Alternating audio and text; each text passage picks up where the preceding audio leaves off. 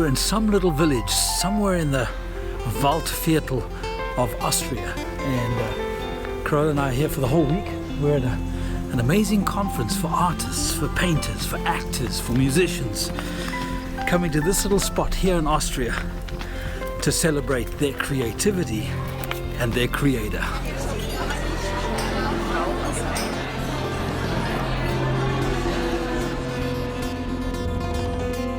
This school complex has been converted, at least for this week, into one hothouse of creativity.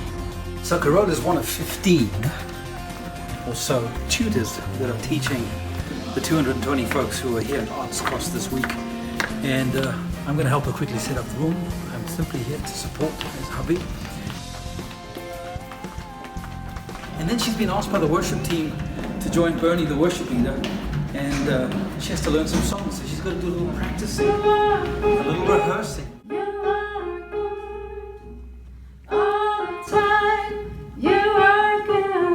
We all have to do practicing and rehearsing. Listen, can you imagine?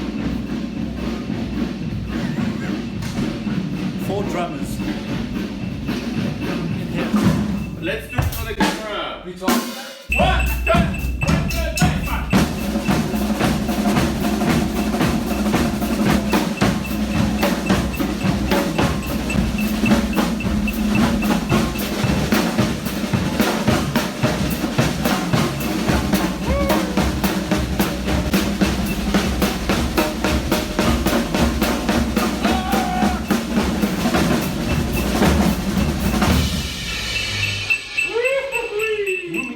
Mitnimmt und das dann als Phrasierung auf die Becken sozusagen unter. Ja? 1, 2,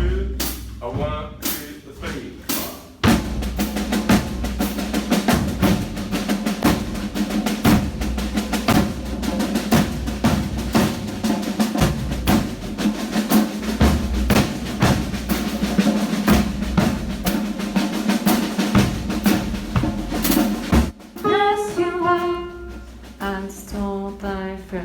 You are good all the time, and all the time.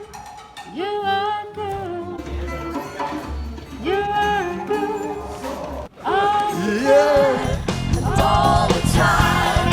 You are good.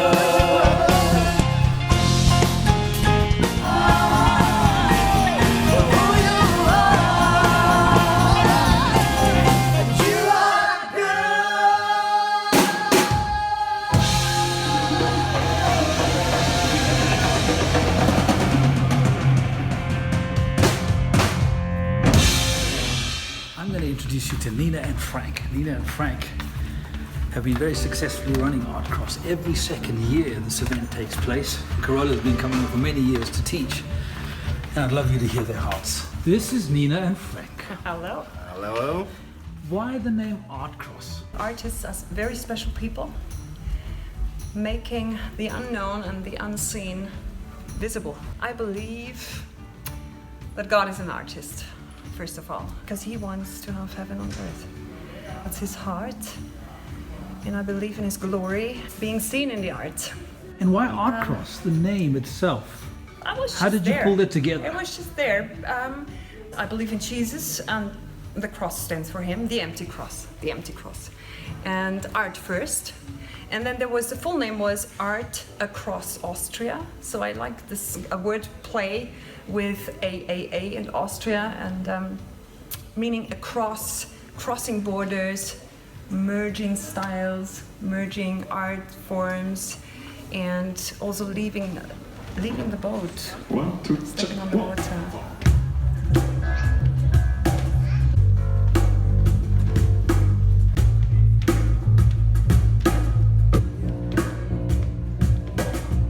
Vision now goes like, it is across Austria, so it goes to Georgia, to Tbilisi, to Europe, to Israel, and maybe to Japan. So. Well, you've got 11 countries represented this week, right? Yes.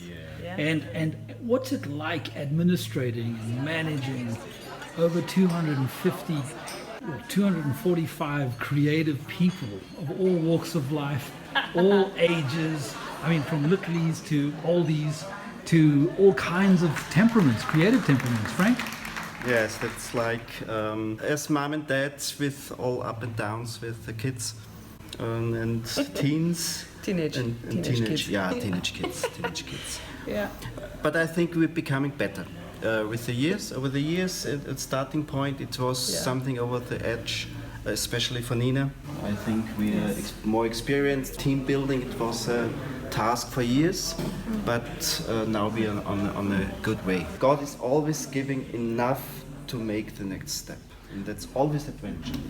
Now, Nina, you've got over 200, I call them students, but they're not really students, but people who are passionate about the creativity, the arts, and they want to come and develop, but not just develop, they want a fellowship. And I sense there's a tremendous connection in the fellowship. There's a spiritual dynamic that's very powerful. Tell us a little bit more about that. I am a motherly leader, so it's my focus that people interact. The first thing I would ask another person would be like, are you married? Do you have family? How are your kids? How are things going? Not what's your business? How much do you earn?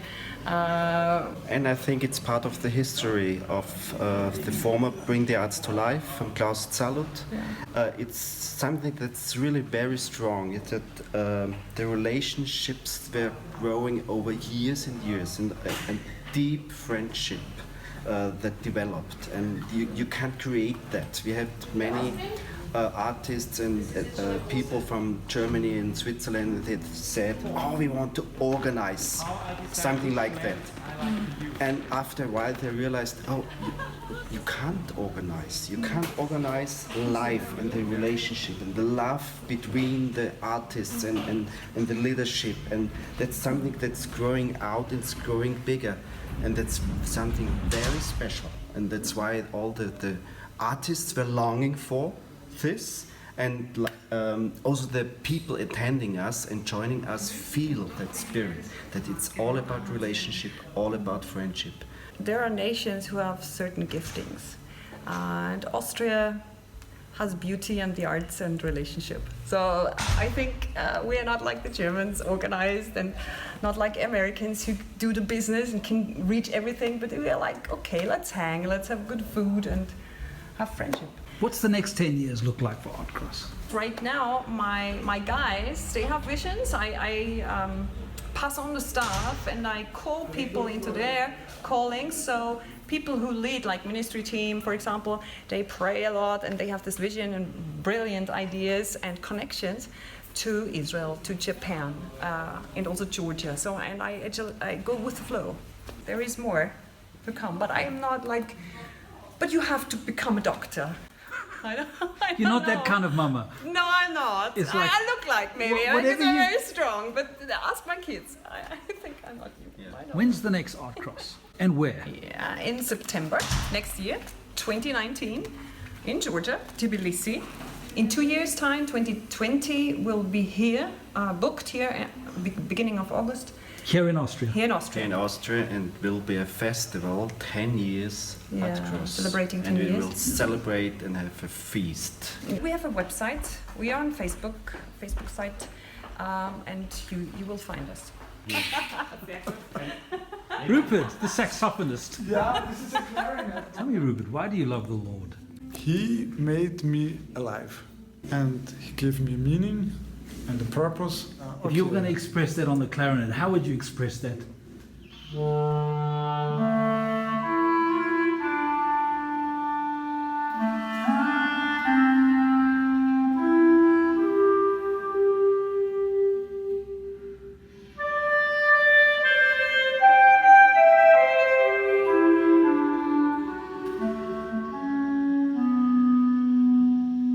I have to say, we just fell in love with the person who was on the cross and resurrected.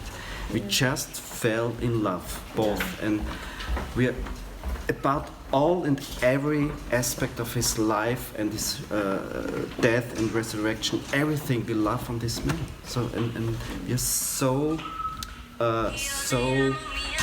happy and so thankful that we belong to him. Wonderful. Well, I have certainly enjoyed being here. And I've loved supporting Corolla. And I most certainly hope that I get to come back on your 10th anniversary. I hope so too. This will be very cool. Good. Nina, thank you, thank you, thank you. Thank you.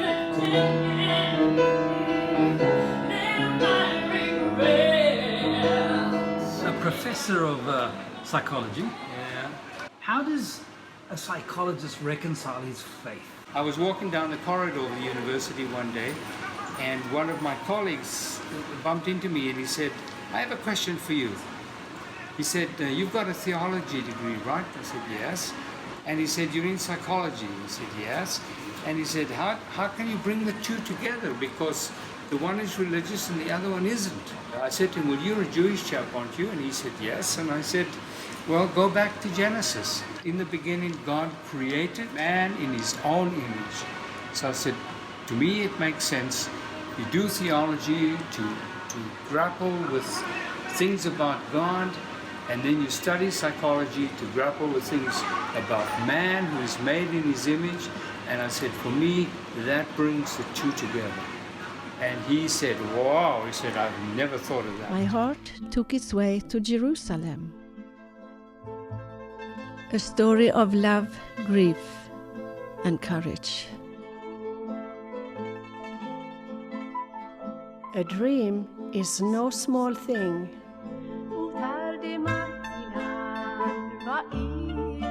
With art as good as bread, I'll write in order to illustrate and paint in order to deliver a message. When I give my art words, I feel like a messenger handed a loudspeaker. Forsake not your heart and feel the wind of heaven. It's amazing how some combinations of words and images can give a sense of happiness, like music, and how one heart is a mirror for another. Tell us a little bit about yourself, Elliot. Well, I was raised in a little town in South Africa, in Grafrinet, in a non-religious family. My piano teacher was an organist, pipe organ. I said, I want to learn to play pipe organ. She said, well, you're going to have to come to church. So that was sort of the beginning of my religious instruction. Ended up working on a ship for 9 months after I left South Africa, and ended up in Canada, where I studied in Canada and the US. And I met my first wife there. We were married for 39 and a half years before she passed away from cancer. We had 3 sons, beautiful boys. Of course, they're in their 40s now. And then I met Begida in a little town in South Africa when she was on a speaking tour. Why Clarence? Why did you go to this little... Well, my first wife and I had gone there for the art weekend. It's got 18 art galleries. When I retired from the university, after she had passed away, I thought, what am I going to do with myself? And I said, well, let me go to Clarence and just take a year off and see. We met in a coffee shop in Clarence. I was introduced to her by a Jewish lady that I had come to know in the art galleries. But I was very impressed with this lady. I mean, she was dressed kind of like a nun, not completely. A touch of bohemian That's right. style, and very much, arty. And... But I was very much taken with her. She was a beautiful looking lady, and I thought, wow, you know. The main thread throughout my art has been the fascination of heaven, the fascination of love on earth, and the restoration of Lord's homeland and his people. I neither deny my vulnerability nor cage my dreams of my soul. I do not want to miss the voice of my shepherd. Let me out on the green fields. As long as I live and breathe, I shall not lay myself down in anyone else's hands. Although we had exchanged addresses, because my youngest son was in Israel at the time doing photography, and I thought, well, that's a good connection for him as well. So Begida and I started to correspond, and 8 months later we got married in Jerusalem. What an extraordinary city. Yeah, it is. It is. You can't say it's lovely, and you can't say it's beautiful, you can't say it's ugly. I mean, it's all of those things. It's all of those things. No, it is. And it's not necessarily an easy place to live. I found it very difficult. In fact, I still do. There's a lot of tension in the city, if you're honest about it. Although I've never felt in danger or anything. We move around very freely. But we've both become involved in Christchurch in the Old City. Among songs of love, I mobilize the language sent out to battle. Walk with the Lord and your neighbor in love, and fight when needed for truth. Tell me this morning, what were you doing with those hands of yours? I was trying my hand at doing a little bit of sculpting. And I've always wanted to be a sculptor, so this is barely a beginning, but it's kind of fun. Yeah, so maybe I'll pursue that a little bit, you know, as a hobby. Yeah. We're rehearsing for tonight, and it's still all a little bit in practice mode. But we're getting there. It's a lot of fun. So here I am with Bernhard Kitzmüller, praise and worship leader. That's right. Yep.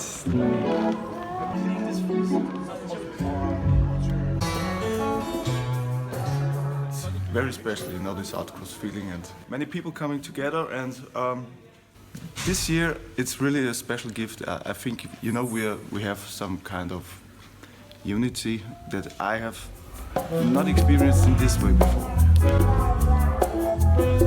I grew up actually in this village, Bad Emfelden, as an ordinary Catholic young guy. So when I dropped out of church, I started playing the guitar. In between the times of 14 years and 19 years, I was really very much practicing, you know. I had summer seasons when I was practicing 7 to 9 hours a day.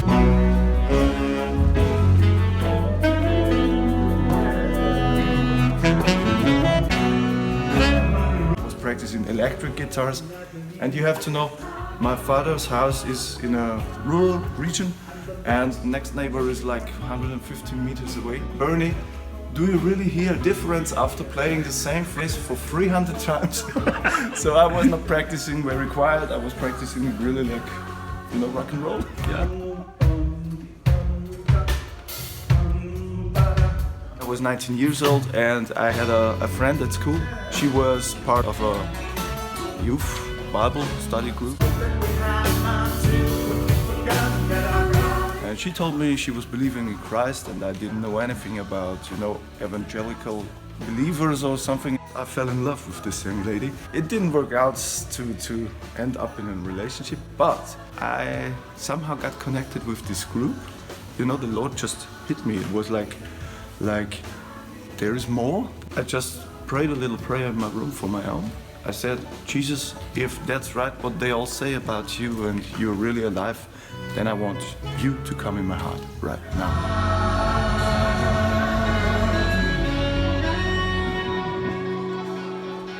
And in this very moment, it just dropped off. And so this was like the immediate answer of Jesus, here I am. I understood that actually in the time, I was very serious about making music, about practicing. Yeah, I filled my heart with that. And so it was just important for me once to give the guitar on another chair. I was sitting again in my room, you know. Jesus, if you have something else for me, if you want me to put the guitar away for a time or maybe forever, it should be yours. Whatever is.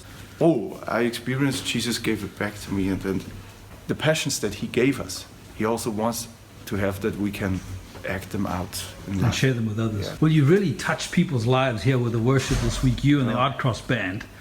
What do you do as your day job, or is this your day job? You won't believe it, I'm a guitar teacher. So you stick with your passion? Yes. The really cool thing about playing worship, which really sets this apart from all the other kinds of, let's say, artistic stage actions, God's Spirit is touching hearts, cannot be produced by the band or by yourself. So you're always somehow, you have to connect with God, and so you always depend on what He's doing, and that's very fun because somehow it sets you free as a leader. Also, you can just go forward.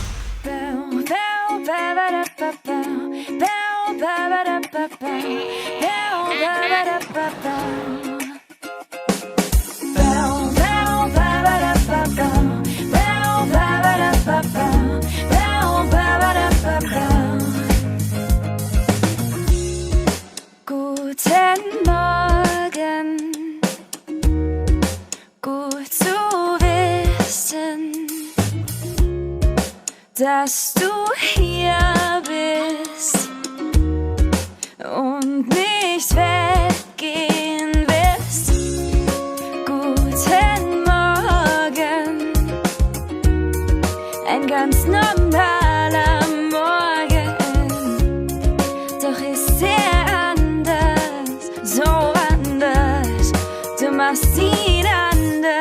besonders. Mein erster Gedanke, morgens, wenn ich aufwache, rate mal, 3-mal darfst du raten, wer das ist.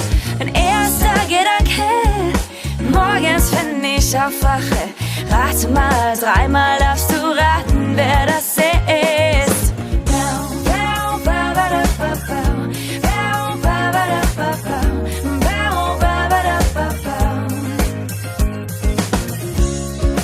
Guten Morgen, wie soll ich sagen, was du mir bedeutest, jede Stunde aufs Neue. Mein erster Gedanke, morgens, wenn ich aufwache, rate mal, 3-mal darfst du raten, wer das ist. Mein erster Gedanke, morgens, wenn ich aufwache, rate mal, 3-mal darfst du raten, wer das ist. Ich wach mir nichts aus Worten, und ich weiß, du siehst das genauso. Ich glaub, es ist, weil Worte nicht beschreiben können, was es ist, was wir haben, was es ist, was wir haben. Mein erster Gedanke, morgens, wenn ich aufwache, rate mal, 3-mal darfst du raten, wer das ist. Mein erster Gedanke, morgens, wenn ich aufwache, rate mal, 3-mal darfst du raten, wer das ist, wer das ist. Well, that's about the end of part 1 of this special at ArtCross 2018. Appreciate you guys. Please don't forget to comment, like, subscribe, and join me again next time, same place, on Spirit Soul Body Vlog. Ciao for now.